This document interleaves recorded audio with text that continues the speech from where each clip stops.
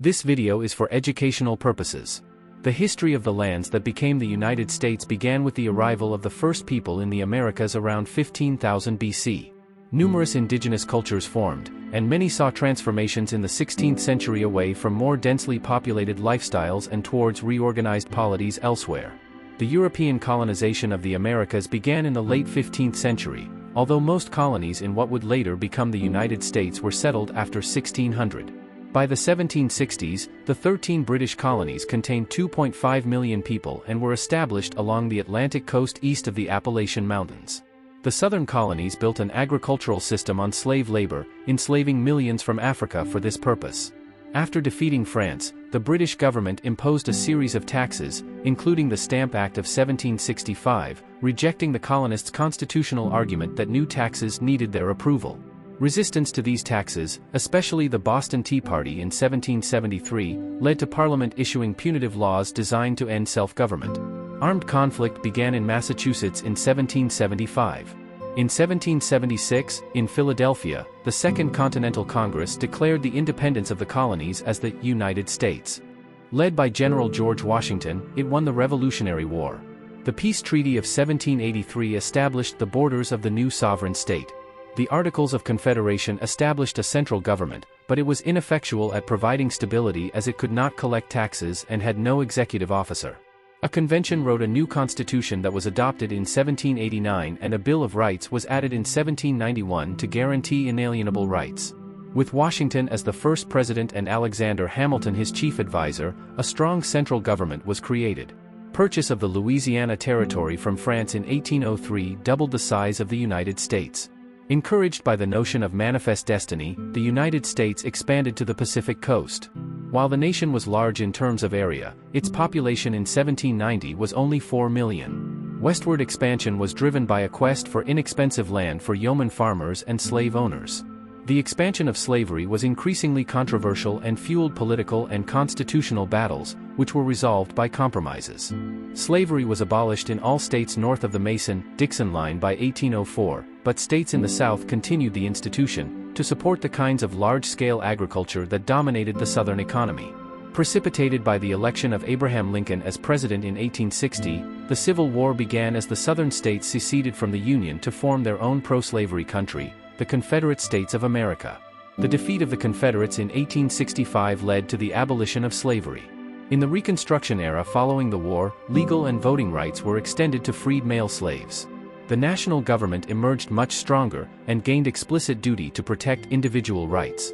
However, when white Southern Democrats regained their political power in the South in 1877, often by paramilitary suppression of voting, they passed Jim Crow laws to maintain white supremacy, as well as new state constitutions that legalized discrimination based on race and prevented most African Americans from participating in public life. The United States became the world's leading industrial power at the turn of the 20th century, due to an outburst of entrepreneurship and industrialization and the arrival of millions of immigrant workers and farmers. A national railroad network was completed and large-scale mines and factories were established.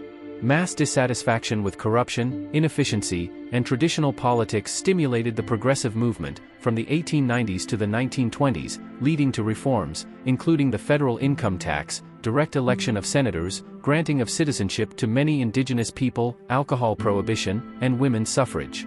Initially neutral during World War I, the United States declared war on Germany in 1917 and funded the Allied victory the following year.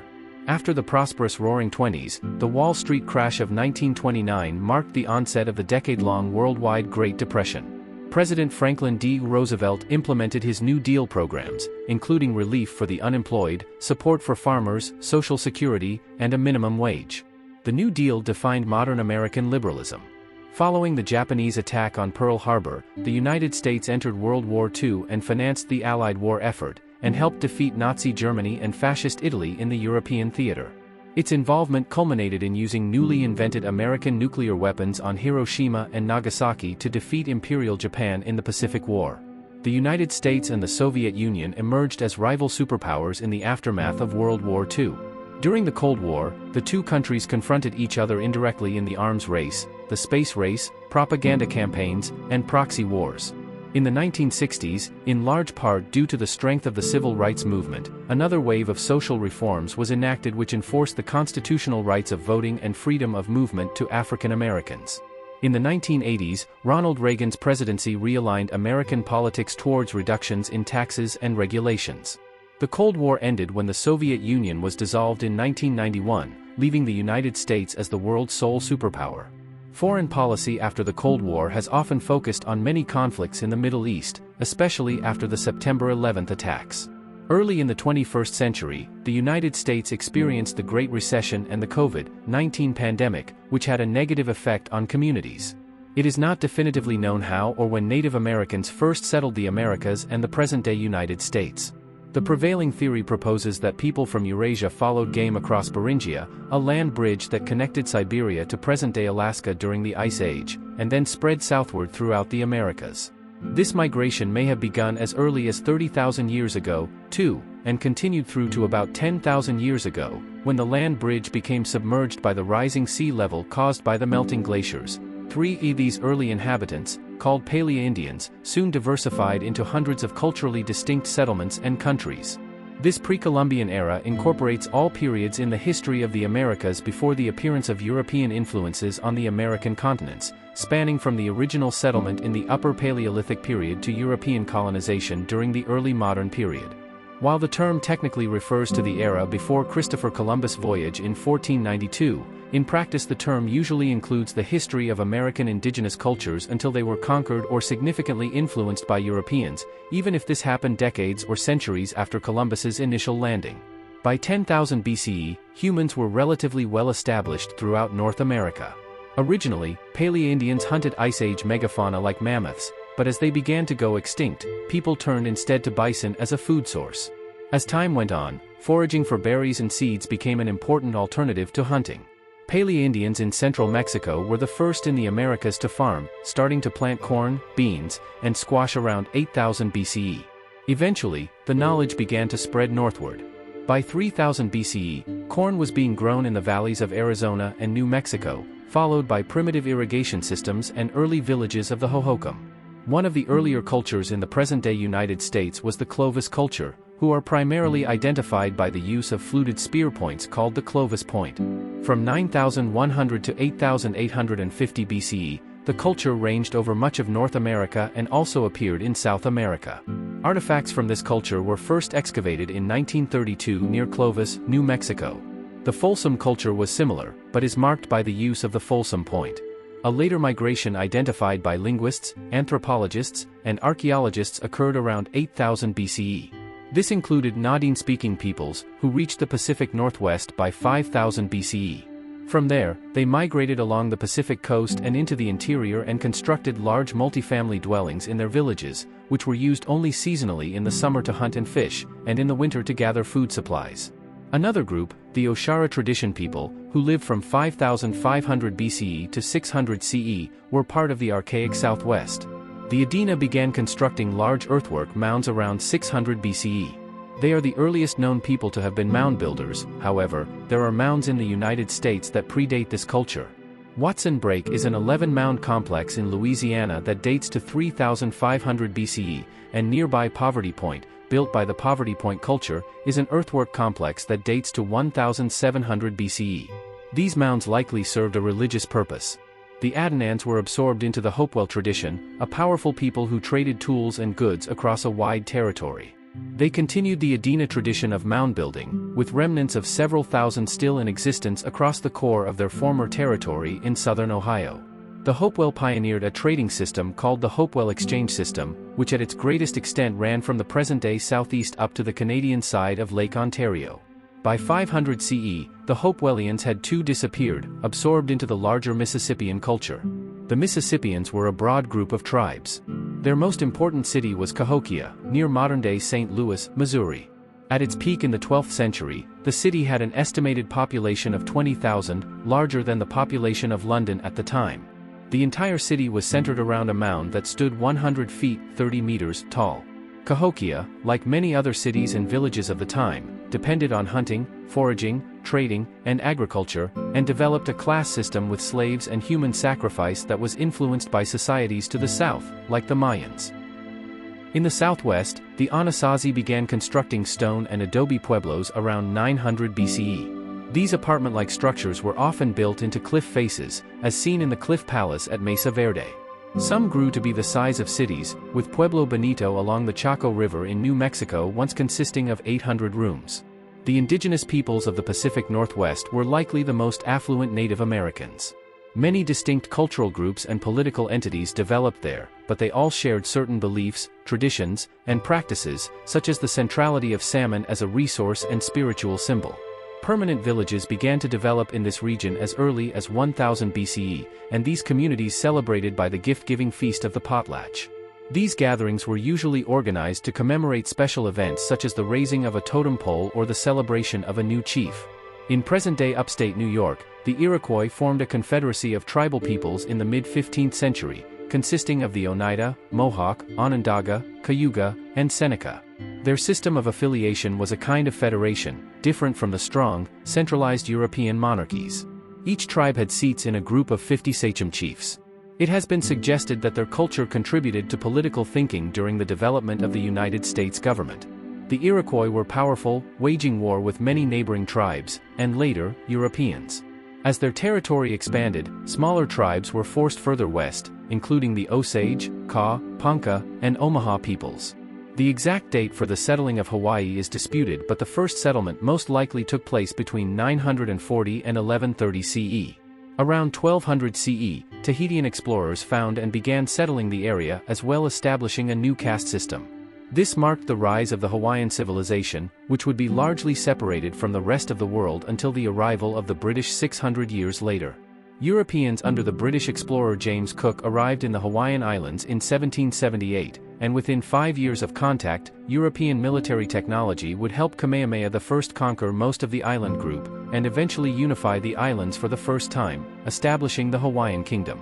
The island of Puerto Rico has been settled for at least 4,000 years, dating back to the remains of Portaferro man. Starting with the Ortwaroid culture, successive generations of native migrations arrived, replacing or absorbing local populations. By the year 1000, Arawak people had arrived from South America via the Lesser Antilles. These settlers would become the Taino encountered by the Spanish in 1493. Upon European contact, a native population between 30,000 and 60,000 was likely, led by a single chief called a cacique. Colonization resulted in the decimation of the local inhabitants due to the harsh encomienda system and epidemics caused by Old World diseases. Puerto Rico would remain a part of Spain until American annexation in 1898. The earliest recorded European mention of America is in a historical treatise by the medieval chronicler Adam of Bremen, circa 1075, where it is referred to as Vinland. It is also extensively referred to in the 13th century Norse Vinland sagas, which relate to events which occurred around 1000. Whilst the strongest archaeological evidence of the existence of Norse settlements in America is located in Canada, most notably at L'Anse aux Meadows and dated to circa 1000, there is significant scholarly debate as to whether Norse explorers also made landfall in New England and other East Coast areas. In 1925, President Calvin Coolidge declared that a Norse explorer called Leif Erikson, c.970, c.1020, was the first European to discover America. The Spaniards then rediscovered America in 1492. After a period of exploration sponsored by major European states, the first successful English settlement was established in 1607. Europeans brought horses, cattle, and hogs to the Americas and, in turn, took back maize, turkeys, tomatoes, potatoes, tobacco, beans, and squash to Europe. Many explorers and early settlers died after being exposed to new diseases in the Americas. However, the effects of new Eurasian diseases carried by the colonists, especially smallpox and measles, were much worse for the Native Americans, as they had no immunity to them. They suffered epidemics and died in very large numbers, usually before large-scale European settlement began. Their societies were disrupted and hollowed out by the scale of deaths. Spanish explorers were the first Europeans, after the Norse, to reach the present-day United States, after Christopher Columbus's expeditions, beginning in 1492, established possessions in the Caribbean, including the modern-day U.S. territories of Puerto Rico and parts of the U.S. Virgin Islands. Juan Ponce de Leon landed in Florida in 1513. Spanish expeditions quickly reached the Appalachian Mountains, the Mississippi River, the Grand Canyon, and the Great Plains. The letter of Christopher Columbus on the discovery of America to King Ferdinand and Queen Isabella of Spain. In 1539, Hernando de Soto extensively explored the southeast, and a year later Francisco Coronado explored from Arizona to central Kansas in search of gold. Escaped horses from Coronado's party spread over the Great Plains, and the Plains Indians mastered horsemanship within a few generations. Small Spanish settlements eventually grew to become important cities, such as San Antonio, Albuquerque, Tucson, Los Angeles, and San Francisco.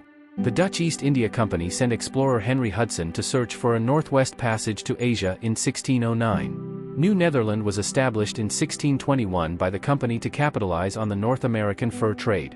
Growth was slow at first due to mismanagement by the Dutch and Native American conflicts. After the Dutch purchased the island of Manhattan from the Native Americans for a reported price of $24, the land was named New Amsterdam and became the capital of New Netherland. The town rapidly expanded, and in the mid-1600s it became an important trading center and port. Despite being Calvinists and building the Reformed Church in America, the Dutch were tolerant of other religions and cultures and traded with the Iroquois to the north. The colony served as a barrier to British expansion from New England, and as a result a series of wars were fought. The colony was taken over by Britain as New York in 1664, and its capital was renamed New York City. New Netherland left an enduring legacy on American cultural and political life of religious tolerance and sensible trade in urban areas and rural traditionalism in the countryside, typified by the story of Rip Van Winkle. Notable Americans of Dutch descent include Martin Van Buren, Theodore Roosevelt, Franklin D. Roosevelt, Eleanor Roosevelt, and the Frelinghuysen's. In the early years of the Swedish Empire, Swedish, Dutch, and German stockholders formed the New Sweden Company to trade furs and tobacco in North America. The company's first expedition was led by Peter Minuit, who had been governor of New Netherland from 1626 to 1631 but left after a dispute with the Dutch government, and landed in Delaware Bay in March 1638. The settlers founded Fort Christina at the site of modern-day Wilmington, Delaware, and made treaties with the indigenous groups for land ownership on both sides of the Delaware River. Over the following 17 years, 12 more expeditions brought settlers from the Swedish Empire, which also included contemporary Finland, Estonia, and portions of Latvia, Norway, Russia, Poland, and Germany, to New Sweden. The colony established 19 permanent settlements along with many farms, extending into modern-day Maryland, Pennsylvania, and New Jersey. It was incorporated into New Netherland in 1655 after a Dutch invasion from the neighboring New Netherland colony during the Second Northern War. Giovanni de Verrazzano landed in North Carolina in 1524, and was the first European to sail into New York Harbor and Narragansett Bay.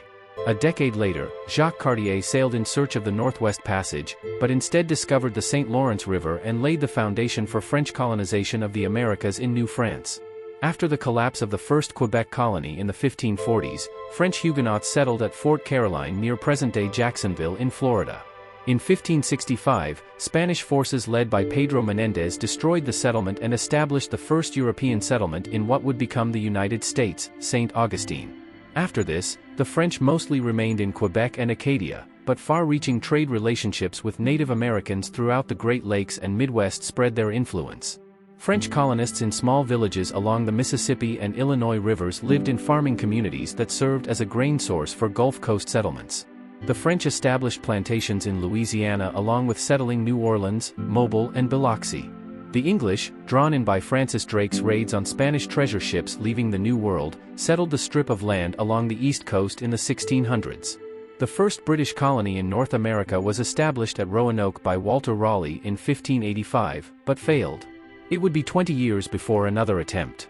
The early British colonies were established by private groups seeking profit, and were marked by starvation, disease, and Native American attacks. Many immigrants were people seeking religious freedom or escaping political oppression, peasants displaced by the Industrial Revolution, or those simply seeking adventure and opportunity. Between the late 1610s and the Revolution, the British shipped an estimated 50,000 to 120,000 convicts to their American colonies. In some areas, Native Americans taught colonists how to plant and harvest the native crops. In others, they attacked the settlers. Virgin forests provided an ample supply of building material and firewood. Natural inlets and harbors lined the coast, providing easy ports for essential trade with Europe. Settlements remained close to the coast due to this, as well as Native American resistance and the Appalachian Mountains that were found in the interior. The first successful English colony, Jamestown, was established by the Virginia Company in 1607 on the James River in Virginia. The colonists were preoccupied with the search for gold and were ill-equipped for life in the New World. Captain John Smith held the fledgling Jamestown together in the first year, and the colony descended into anarchy and nearly failed when he returned to England 2 years later. John Rolfe began experimenting with tobacco from the West Indies in 1612, and by 1614 the first shipment arrived in London. It became Virginia's chief source of revenue within a decade. In 1624, after years of disease and Indian attacks, including the Powhatan attack of 1622, King James I revoked the Virginia Company's charter and made Virginia a royal colony. New England was initially settled primarily by Puritans fleeing religious persecution. The Pilgrims sailed for Virginia on the Mayflower in 1620, but were knocked off course by a storm and landed at Plymouth, where they agreed to a social contract of rules in the Mayflower Compact. During the first winter at Plymouth, about half of the Pilgrims died. Like Jamestown, Plymouth suffered from disease and starvation, but local Wampanoag Indians taught the colonists how to farm maize. Plymouth was followed by the Puritans and Massachusetts Bay Colony in 1630. They maintained a charter for self-government separate from England, and elected founder John Winthrop as the governor for most of its early years. Roger Williams opposed Winthrop's treatment of Native Americans and religious intolerance, and established the colony of Providence Plantations, later Rhode Island, on the basis of freedom of religion. Other colonists established settlements in the Connecticut River Valley, and on the coasts of present-day New Hampshire and Maine. Native American attacks continued, with the most significant occurring in the 1637 Pequot War and the 1675 King Philip's War. New England became a center of commerce and industry due to the poor, mountainous soil making agriculture difficult. Rivers were harnessed to power grain mills and sawmills, and the numerous harbors facilitated trade. Tight-knit villages developed around these industrial centers, and Boston became one of America's most important ports. In the 1660s, the middle colonies of New York, New Jersey, and Delaware were established in the former Dutch New Netherland, and were characterized by a large degree of ethnic and religious diversity. At the same time, the Iroquois of New York, strengthened by years of fur trading with Europeans, formed the powerful Iroquois Confederacy. The last colony in this region was Pennsylvania, established in 1681 by William Penn as a home for religious dissenters, including Quakers, Methodists, and the Amish. The capital of the colony, Philadelphia, became a dominant commercial center in a few short years, with busy docks and brick houses. While Quakers populated the city, German immigrants began to flood into the Pennsylvanian hills and forests, while the Scots-Irish pushed into the far western frontier. The overwhelmingly rural southern colonies contrasted sharply with the New England and Middle colonies. After Virginia, the second British colony south of New England was Maryland, established as a Catholic haven in 1632. The economy of these two colonies was built entirely on yeoman farmers and planters. The planters established themselves in the Tidewater region of Virginia, establishing massive plantations with slave labor. In 1670, the province of Carolina was established, and Charleston became the region's great trading port. While Virginia's economy was also based on tobacco, Carolina was more diversified, exporting rice, indigo, and lumber as well. In 1712, it was divided in two, creating North and South Carolina. The Georgia colony, the last of the 13 colonies, was established by James Oglethorpe in 1732 as a border to Spanish Florida and a reform colony for former prisoners and the poor. Religiosity expanded greatly after the First Great Awakening, a religious revival in the 1740s which was led by preachers such as Jonathan Edwards and George Whitefield. American evangelicals affected by the awakening added a new emphasis on divine outpourings of the Holy Spirit and conversions that implanted new believers with an intense love for God. Revivals encapsulated those hallmarks and carried the newly created evangelicalism into the early Republic, setting the stage for the Second Great Awakening in the late 1790s. In the early stages, evangelicals in the South, such as Methodists and Baptists, preached for religious freedom and abolition of slavery. They converted many slaves and recognized some as preachers. Each of the 13 American colonies had a slightly different governmental structure. Typically, a colony was ruled by a governor appointed from London who controlled the executive administration and relied upon a locally elected legislature to vote on taxes and make laws. By the 18th century, the American colonies were growing very rapidly as a result of low death rates along with ample supplies of land and food. The colonies were richer than most parts of Britain, and attracted a steady flow of immigrants, especially teenagers who arrived as indentured servants. Over half of all European immigrants to colonial America arrived as indentured servants. Few could afford the cost of the journey to America, and so this form of unfree labor provided a means to immigrate. Typically, people would sign a contract agreeing to a set term of labor, usually 4 to 7 years, and in return would receive transport to America and a piece of land at the end of their servitude. In some cases, ships' captains received rewards for the delivery of poor migrants, and so extravagant promises and kidnapping were common. The Virginia Company and the Massachusetts Bay Company also used indentured servant labor. The first African slaves were brought to Virginia in 1619, just 12 years after the founding of Jamestown. Initially regarded as indentured servants who could buy their freedom, the institution of slavery began to harden and the involuntary servitude became lifelong as the demand for labor on tobacco and rice plantations grew in the 1660s. Slavery became identified with brown skin color, at the time seen as a black race, and the children of slave women were born slaves, partus sequitur ventrem. By the 1770s, African slaves comprised a fifth of the American population. The question of independence from Britain did not arise as long as the colonies needed British military support against the French and Spanish powers. Those threats were gone by 1765. However, London continued to regard the American colonies as existing for the benefit of the mother country in a policy known as mercantilism. Colonial America was defined by a severe labor shortage that used forms of unfree labor, such as slavery and indentured servitude. The British colonies were also marked by a policy of avoiding strict enforcement of parliamentary laws, known as salutary neglect. This permitted the development of an American spirit distinct from that of its European founders. An upper class emerged in South Carolina and Virginia, with wealth based on large plantations operated by slave labor. A unique class system operated in upstate New York, where Dutch tenant farmers rented land from very wealthy Dutch proprietors, such as the Van Rensselaer family. The other colonies were more egalitarian, with Pennsylvania being representative. By the mid-18th century, Pennsylvania was basically a middle-class colony with limited respect for its small upper class. A writer in the Pennsylvania Journal in 1756 wrote, "The people of this province are generally of the middling sort, and at present pretty much upon a level. They are chiefly industrious farmers, artificers or men in trade, they enjoy and are fond of freedom, and the meanest among them thinks he has a right to civility from the greatest." The French and Indian War, 1754 to 1763, part of the larger 7 Years' War, was a watershed event in the political development of the colonies. The influence of the French and Native Americans, the main rivals of the British Crown in the colonies and Canada, was significantly reduced, and the territory of the 13 colonies expanded into New France, both in Canada and Louisiana. The war effort also resulted in greater political integration of the colonies, as reflected in the Albany Congress and symbolized by Benjamin Franklin's call for the colonies to join or die. Franklin was a man of many inventions, one of which was the concept of a United States of America, which emerged after 1765 and would be realized a decade later. Following Britain's acquisition of French territory in North America, King George III issued the Royal Proclamation of 1763, to organize the new North American Empire and protect the Native Americans from colonial expansion into western lands beyond the Appalachian Mountains. In the following years, strains developed in the relations between the colonists and the Crown. The British Parliament passed the Stamp Act of 1765, imposing a tax on the colonies without going through the colonial legislatures. The issue was drawn: did Parliament have the right to tax Americans who were not represented in it?